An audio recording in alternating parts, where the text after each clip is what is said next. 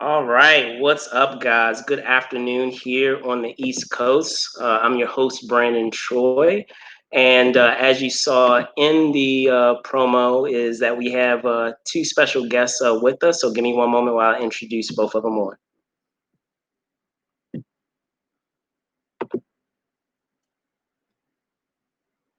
So first up, I have producer Lozen Fukem. What's going on, Lauren? How you doing?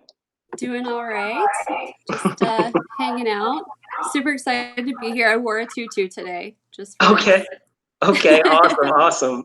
All right. Give me 1 second while I introduce our other guests. I want to introduce writer and director Kodi Zene. What's going on, man? Hey, how's it going? Good, good, good.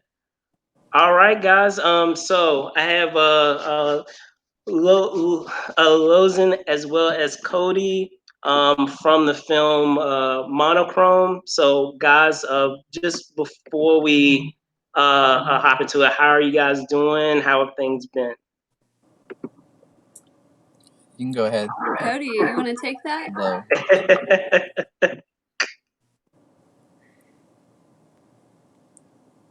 Well, I guess I'll start with you, Lozen. All right. So things have been pretty good.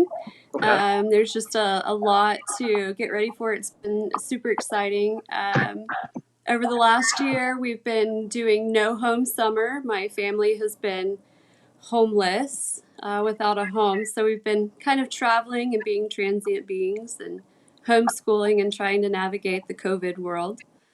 But other than that, it's been good. All right. Kodi. I'm doing good. I think her audio's cutting out for me again, so I'm not sure exactly what you said, but things are going all right. Yeah. All right. We're excited, I guess. Yeah. All right, awesome. So just hopping right into the film, guys. Can you talk a bit about the genesis of this project? Yeah. So we've been working on this for, I've lost count now, probably 7-8 years since like the conception of the idea, and it's been a long passion project. But they say when you're limited on funding, what you do have is time. So taking your time and doing it right. But I guess way back, being a fan of post-apocalyptic dystopian and the black and white arts, kind of merging the two and telling a fun story with a good message, kind of was the idea, and do it local, with people we had, in the area and that sort of thing. And it really, really snowballed from there. All right, awesome. Lozen, would you say the same or anything to add? Yeah, I mean, I was right there with them at the beginning of the concept, and I encouraged him. Let's try to make it bigger than just this. Let's try to have our comic book. Let's try to get to know our fan base and stuff.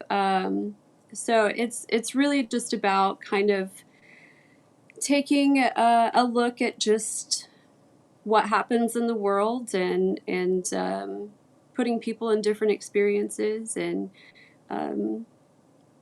having kind of the fandom behind that we love so much, and all of the stuff that we're crazy about.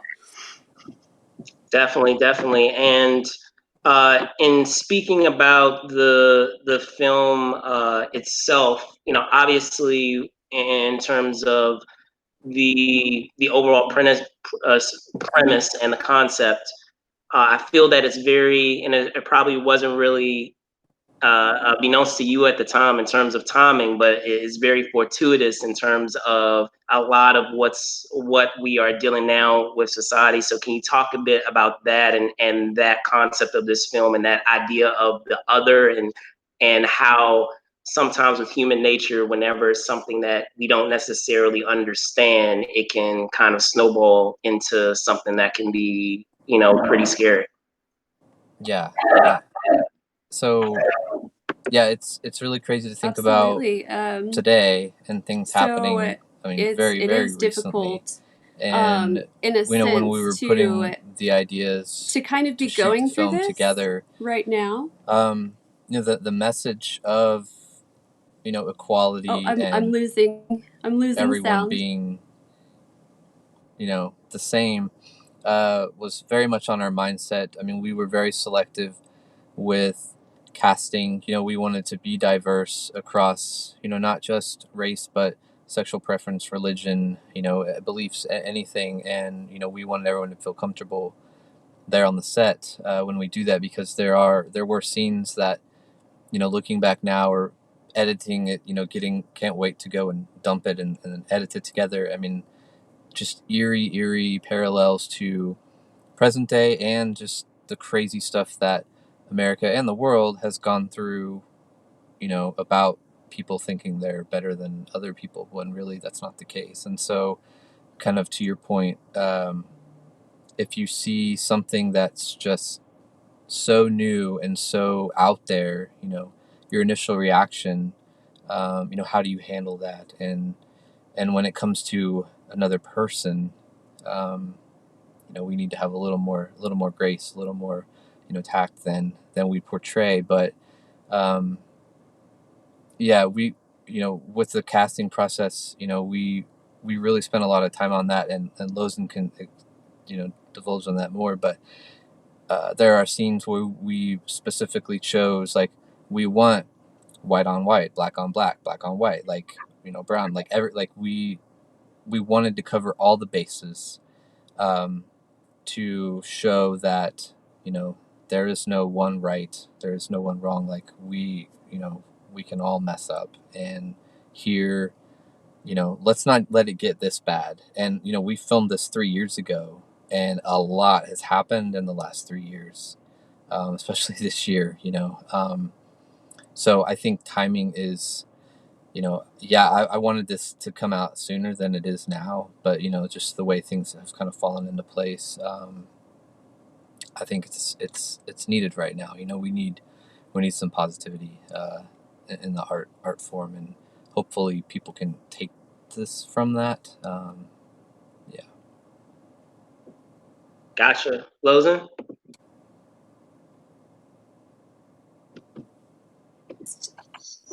It's been kind of surreal, with the infections, and just kind of seeing some of our scenes actually on the news, where they have these places lighting up.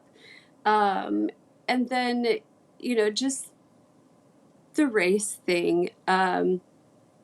It's heartbreaking. And, you know, it's really bizarre to sit and go through.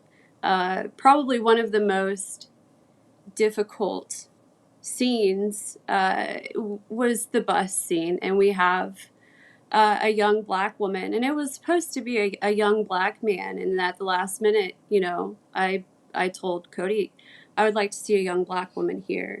And Juanita was spectacular. It was a 24-hour notice, and she did that for us. She recreated this moment in time, and it was very strange because she was very scared being pulled into the crowd.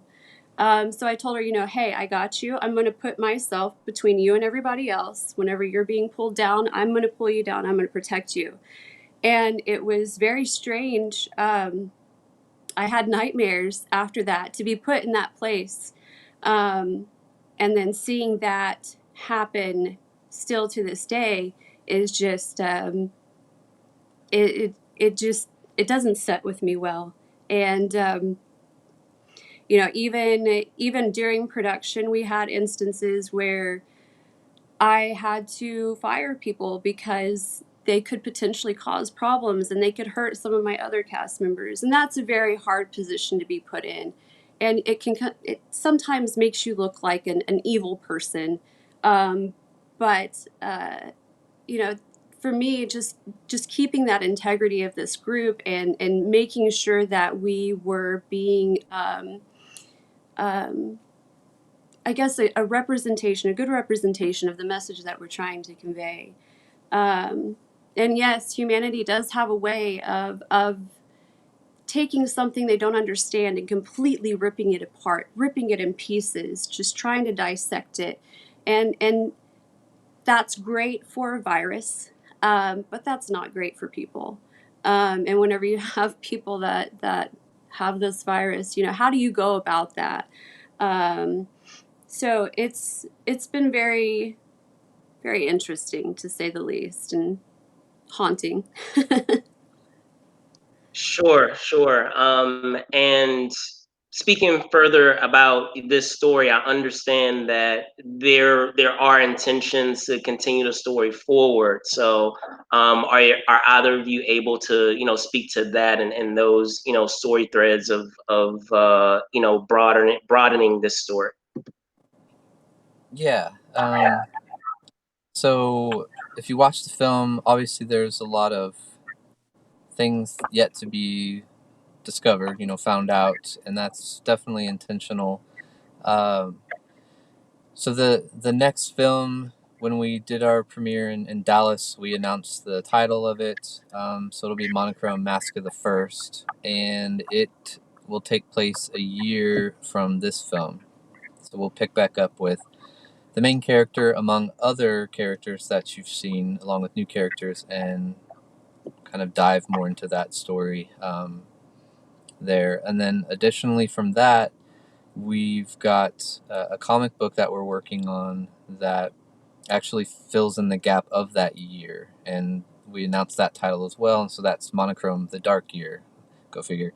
So it'll be a comic book series that, again, takes characters from the CHROMISM and introduces new characters. And then it's kind of exploring what's happening as more of the world crumbles, whereas the next film is things have kind of crumbled already and we're picking back up there. So there's a lot of interwoven things, people from the first CHROMISM or things that have happened that will make tons more sense in the next film. A lot of Easter eggs that way. So it's really exciting to kind of look at it like that. Awesome stuff. And I was going to say with that, unless Lozen, was there anything addition that you wanted to comment on that regard about the about future stories?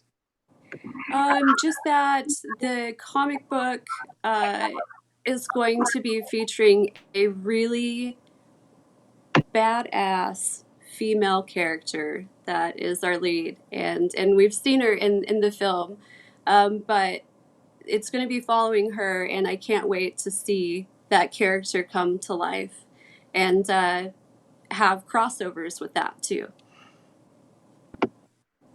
Cool stuff. Cool stuff. All right. Well, with all that in mind, talking about everything that's obviously going on in the world, this story, you expanding the story. With all of that going on, are you already gestating for both of you projects outside of the world that you've built with this story, or are you pretty much encompassed within what you have planned for this story? Sure. I'll let her go first on this. I won't know what you say, so I might repeat it, Okay. but Okay. go first. All right. Go for it, Lozen.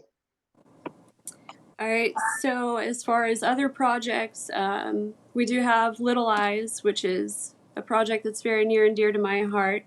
and it kind of brings therapy and sex trafficking and stuff just kind of all intertwined. I talk about my experience as a child going through that. And then we have another project that isn't film related, that is just art related in general, and how we use the arts to transcend. And that is called Monesque. And that's a really cool service too.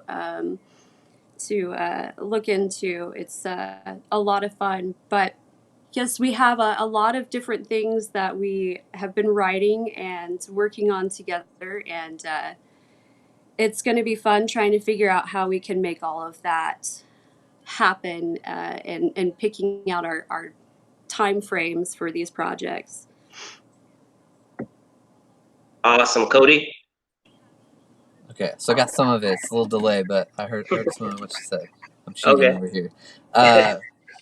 So yeah, Little Eyes and Monesque, and we have a bunch of short ideas. We're like, hey, that'd be a really cool movie, and we'll like flesh it out a little bit. So it's been kind of difficult the last year with things personally going on as far as housing and stuff like that. So it's been hard to kind of be creative, as creative as we want to be, and pursue those things. But we're hoping that kind of gets to an end here by the end of this year. But yeah, there's I've got several ideas stored in my phone that I want to explore outside of Monochrome. One will be, just because I love the genre, one will be another dystopian film, but it's more of like a Western revenge story, which is going to be really cool, and more sci-fi stuff. And then on top of that, another film related but not an actual film. We're working on a company called Indie Guts, and so it's supportive products for filmmakers and storytellers. So that's going to be huge, to be able to use it to help create and craft and produce our stories, but then be able to, give back to the filmmakers and the artist community and that sort of thing. So very busy, but exciting nonetheless. All right, awesome. Well, guys, thank you guys so much for coming on and talking about your film. Before I let you go, can you tell folks where they can find, each of you? And I'll Yeah. start with you, Lozen. If you Okay. go ahead, go for it. You might want to ask Kodi on this one.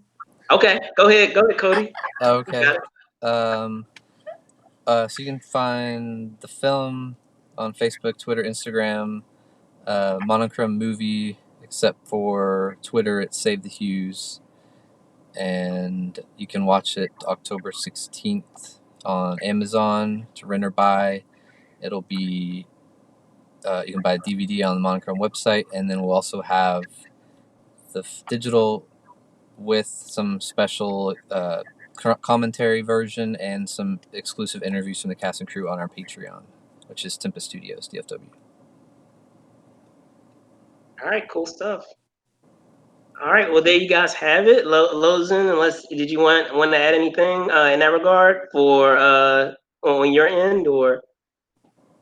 I'm catching up right now. I don't think so. I think he's got it. Okay.